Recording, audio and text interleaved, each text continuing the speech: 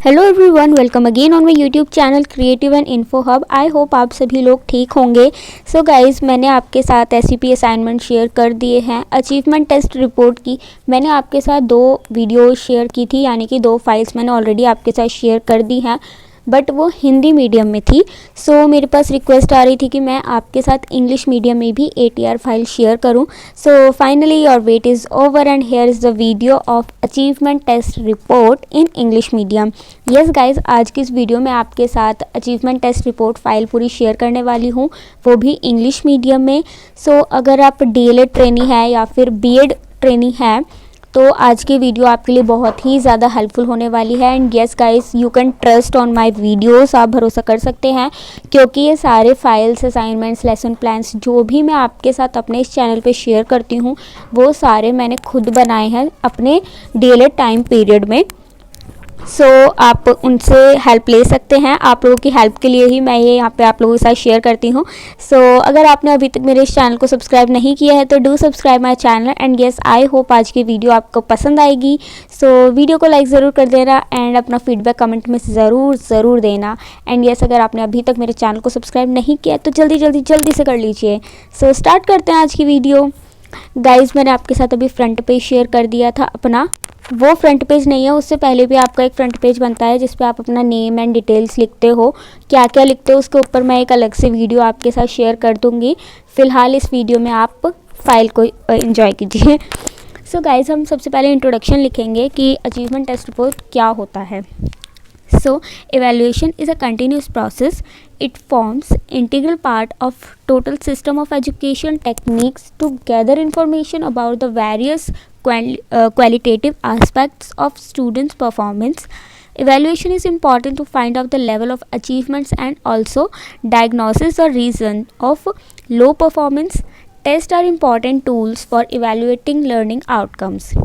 ये था इंट्रोडक्शन कि हम एवेल्यूशन क्यों करते हैं, अचीवमेंट टेस्ट हम किस लिए करते हैं हम। उसके बाद हम लिखेंगे meaning. Any test that measures the achievement and accomplishment of an individual after a period of training and learning. So ये हमने एक सेंटेंस में बहुत ही अच्छे तरीके से पूरा मतलब एक्सप्लेन कर दिया कि अचीवमेंट टेस्ट रिपोर्ट आखिर होता क्या है। इसके बाद हमने अभी तक इंट्रोडक्शन की बात कर ली, मीनिंग की बात कर ली, देन हम बात करेंगे ऑब्जेक्टिव्स की। अगर पॉसिबल हुआ तो PDF में आपके साथ शेयर कर दूंगी टेलीग्राम चैनल पे इफ़ पॉसिबल। देन हम लिखते हैं ऑब्जेक्टिव्स। सो फर्स्ट ऑब्जेक्टिव है to check the knowledge of students, to observe the achievement and improvement of students of pre test and post test. Then second है to test the students' examination skills and their comfort level, time management and presence of mind. Then next objective है to inform the students about their improvement, strong and weak points. Then next, to enable the teachers to know the change which he or she needs to bring in about instructional strategies. So हम achievement test report किस लिए करते हैं, ताकि हमें बच्चे का पता चल सके कि बच्चे ने कितना अचीव किया है, उसके अंदर क्या इम्प्रूवमेंट रही है। आप पहले प्री टेस्ट लेते हो कि जब आप अपने टीचर ट्रेनिंग पे जाते हो, SCP के लिए स्कूल में जाते हो, सो आपको वहाँ पे 40 डेज़ के लिए पढ़ाना होता है। जब आप जाते हो तो आप स्टार्टिंग से तो नहीं पढ़ाते हो बच्चों को, आप जब जाते हो तब जो आपसे पहले वहाँ पे जो टीचर पढ़ा रहा था वहाँ से आप कंटिन्यू करते हो। सपोज़ आप 6th क्लास में गए और आप हिंदी पढ़ा रहे हो, तो आप पहले देखोगे कि बच्चों को पहले से कितनी नॉलेज है। तो वो आप कैसे देखोगे, आप प्री टेस्ट लेते हो। उसके बाद फिर वहाँ से आप बच्चों को पढ़ाते हो अलग अलग मेथड से, स्ट्रैटेजीज से, टेक्निक्स से। देन फिर आप लेते हो उनका पोस्ट टेस्ट कि आपने जो पढ़ाया उसके बाद बच्चे में कितना इम्प्रूवमेंट हुआ। सो ये हमें अचीवमेंट टेस्ट से ही पता चलता है। उसके बाद हम इसके थ्रू ये जान सकते हैं कि बच्चे की एग्जामिनेशन स्किल्स कैसी हैं, उसका कंफर्ट लेवल कैसा है, उसका time management and mind, presence of mind कैसा है उसके weak points and strong points के बारे में हमें पता चलता है। और इससे हमें ये भी पता चल जाता है कि अगर कोई बच्चे के अंदर कुछ वीक पॉइंट्स हैं तो हम बच्चे में कमी नहीं होती, हमेशा टीचर में ही कमी होती है। ठीक है, टीचर पागल होता है, तो इसीलिए आपको बच्चे को चेंज नहीं करना है, आपको खुद की स्ट्रैटेजीज़ में चेंज करना है। कि हो सकता है कि आपके जो स्ट्रैटेजीज आप यूज़ कर रहे हैं वो उस बच्चे को नहीं समझ में आ रही, तो आपको फिर डिफरेंट स्ट्रैटेजीज़ का यूज़ करें, अपने अंदर चेंज लाएं, सो डैट उस बच्चे को आप समझा सके, उसमें इम्प्रूवमेंट हो सके। सो ये कुछ बेसिक ऑब्जेक्टिव्स होते हैं अचीवमेंट टेस्ट के। उसके बाद आता है achievement test helps in, first है हेल्प्स इन इवैल्यूएशन। हमने अभी तक यही चीज़ डिस्कस की है कि अचीवमेंट टेस्ट हमें इवैल्यूएशन में बहुत हेल्प करती है। सो कैसे हेल्प करती है वो आप यहाँ से देख सकते हैं। You can take screenshot of this in case अगर मैं PDF आप लोगों को प्रोवाइड नहीं करा पाती हूँ, इसलिए one of the advantages of achievement test is the feedback and evaluation of academic process. They are gathered from assessments results, emphasis governing bodies to determine are of proficiency and gaps into students learning achievement should adequately assess. It provides an accurate assessment of students ability. Then next point है to check ability of students. अभी हमने objectives में भी यही same चीज़ discuss की कि achievement test measures a student's ability to recall skills and concepts for the object being testing. Sorry guys for disturbance, continue करते हैं हमारी वीडियो। द नेक्स्ट पॉइंट है easy to identify problems. It is easy to identify problems and investigate change and reforms. These problems can be easily identified on students' class, school and district level student class. Also, with the ease of identified problem, there are accountability problem between student, teacher in the educational system. हमें achievement test report इन सभी चीज़ों में help करती है। सो आप उसको यहाँ पे लिखोगे इस तरीके से। एंड देन नेक्स्ट पॉइंट हमारा है importance of achievement test report. तो फर्स्ट इम्पॉर्टेंस है the teacher will come to know about general range of abilities of student of class. Then next, the teacher will determine and diagnose the weakness of the students in various subjects.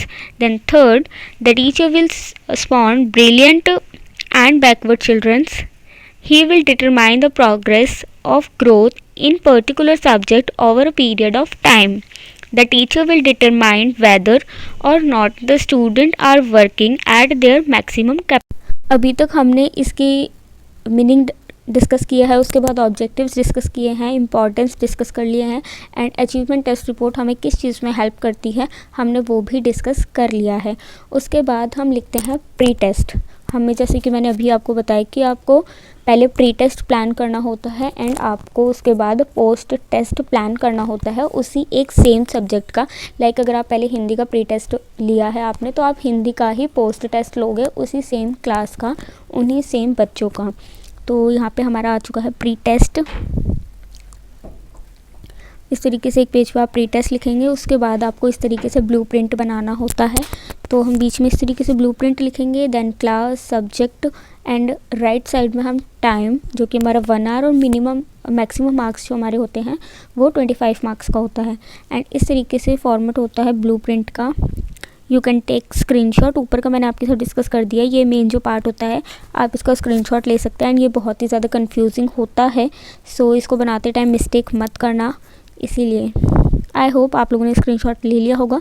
Continue करते हैं। इसमें आप इस तरीके से topics भी लिखते हो कि अगर आप लाइक इंग्लिश का लेसन प्लान, इंग्लिश का ब्लूप्रिंट बना रहे हो तो आप कौन कौन से टॉपिक्स उसमें इंक्लूड कर रहे हो एग्ज़ाम में। तो यहाँ पे जैसे कि 1, 2, 3 हमने 3 चैप्टर्स को इंक्लूड किया है, उसका ब्लूप्रिंट बनाया है एंड इसके बेसिस पे ही हम क्वेश्चन पेपर डिज़ाइन करेंगे। सो ये हमारा क्वेश्चन पेपर है। इसमें टोटल आप देख सकते हैं 1, 2, 3 3 क्वेश्चंस हैं, जिसके अंदर भी हमारे बहुत सारे सब क्वेश्चंस हैं। तो आप इस तरीके से you can also take screenshot of this, आप इसका भी स्क्रीनशॉट ले सकते हैं। वो मैंने आपके साथ जो हिंदी मीडियम में फ़ाइल शेयर की है उसमें मैंने सब कुछ वर्बली आपको बता दिया था, बट ये इंग्लिश मीडियम में है एंड इसका मैंने प्रिंट आउट निकाल के यहाँ पे लगाया है। तो बेटर है अगर आप लिखना चाहते हैं पेन से तो आप पेन से लिख सकते हैं, अदरवाइज़ आप लिख भी सकते हैं, प्रिंट आउट भी निकलवा सकते हैं। स्मार्ट वर्क करो, हार्ड वर्क मत करो। सो ये क्लास टेस्ट है जिसमें हमने फर्स्ट क्वेश्चन जो है वो ट्रू एंड फॉल्स का है। देन सेकंड क्वेश्चन हमारा शॉर्ट आंसर टाइप क्वेश्चंस हैं एंड थर्ड क्वेश्चन हमारा लॉन्ग आंसर टाइप क्वेश्चंस है, जिनके अंदर भी हमारे सब क्वेश्चंस हैं। तो मैं इसको ऐसे कर देती हूँ, आप इसका स्क्रीनशॉट ले सकते हैं एंड देन आप इसको इजीली लिख भी सकते हैं एंड टाइप भी कर सकते हैं। इसी तरीके से आपको पोस्ट टेस्ट भी बनाना होता है। सो आपको 2 सब्जेक्ट्स के करने होते हैं। तो लाइक इस तरीके से अगर मैं आपको बताऊं तो आपके टोटल 4 हो जाते हैं question paper, like pre test के 2 दोनों सब्जेक्ट्स के एंड पोस्ट टेस्ट के 2 दोनों सब्जेक्ट्स के, तो 4 हो गए। तो ये आपका स्टैटिस्टिकल डाटा है, एनालिसिस है, जो आपके स्टूडेंट्स के मार्क्स हैं। आप इस तरीके से है ये, आप इसको भी इस तरीके से ड्रॉ कर सकते हो और ये इम्पॉर्टेंट होता है ड्रॉ करना, मैंने भी किया था। अगर आपको यहाँ पे समझ में नहीं आता है तो मैं आपको एक आइडिया देती हूँ, रुको। ये है, आपको इमेजिन करना है, आपने टेस्ट लिया बच्चों का। अगर आप ऑनलाइन आपकी एससीपी होती है तो आपको इमेजिन करना है, क्योंकि आपने तो टेस्ट लिया ही नहीं, तो ना बच्चे होंगे ना मार्क्स होंगे, तो आपको इमेजिन करना है। बट अगर आप ऑफलाइन क्लासेस में जाकर टेस्ट लेते हो तो आपके पास एकदम सारे करेक्ट डाटा आ जाएगा कि आपने जब टेस्ट लिया तो बच्चों के कितने मार्क्स आए। बट यहाँ पर हमने इमेजिन किया है। इस तरीके से हम पूरी एक लिस्ट बनाएंगे 18 स्टूडेंट्स की। 18 जितने भी बच्चों का आप ले रहे हो, मैंने यहाँ पे 30 स्टूडेंट्स है मेरी क्लास में, बट आप चाहो तो 20 स्टूडेंट्स का भी इस तरीके से एक लिस्ट बना सकते हो, जिसमें पहले roll number, then student name, maximum marks जो रहेगा हमारा 25 है, देन बच्चों के कितने मार्क्स आए हैं आप वो यहाँ पे ज़ूम करके लिख सकते हो। इस तरीके से आप कर लोगे, देन आप उसी के बेसिस पे डाटा बनाओगे कि कितने बच्चे पास हुए, कितने बच्चे फेल हुए। लाइक 25 में से जो आपके पासिंग मार्क्स है उसमें से कितने बच्चे पास होते हैं, कितने बच्चे फेल होते हैं, वो आप यहाँ पे लिखोगे। इस तरीके से टेबल बनाओगे। तो जैसे मैंने यहाँ पे लिखा हुआ है कितने बच्चे पास हुए हैं, 21 बच्चे पास हैं, 7 बच्चे फेल हैं और 2 बच्चे एब्सेंट हैं। इस तरीके से आप उसे परसेंटेज के फॉर्म में बनाओगे। देन आता है नेम ऑफ टॉपर, तो Disha has scored the maximum marks. इस तरीके से आप यहाँ पे लिखेंगे। देन उसका एनालिसिस करेंगे आप। एनालिसिस आप कैसे करेंगे, आप उसका मीन, मोड एंड मीडियन निकालेंगे। तो जो आपने डाटा कलेक्ट किया है बच्चों के मार्क्स जो आए हैं उसके बेसिस पे आप उसका मीन निकालेंगे, जिसका फॉर्मूला होता है sum of observation upon total number of observation. तो इस तरीके से आप पूरा यहाँ पे जो भी आपके नंबर्स हैं, डिजिट्स हैं, उनको पुट करेंगे और निकालेंगे। सेम इसी तरीके से आप मीडियन निकालेंगे। मीडियन का फॉर्मूला भी यहाँ पर है। इस तरीके से आप उसका मीडियन निकाल लेंगे। उसके बाद मोड, आपको मोड भी निकालना है, तो फॉर्मूला यहाँ पे गिवन है। ज़रूरी नहीं है कि जो डिजिट्स मैंने ली हैं या जो मैंने इसमें लिखा है आप सेम टू सेम वैसे ही लिखें, आप अपने अकॉर्डिंग भी डिजिट्स ले सकते हैं। फार्मूला देख लो, देन आप खुद भी बना सकते हो। ये वीडियो मैं सिर्फ इसलिए आपके साथ शेयर कर रही हूँ ताकि आप लोगों की हेल्प हो जाए कि किस तरीके की फ़ाइल होती है।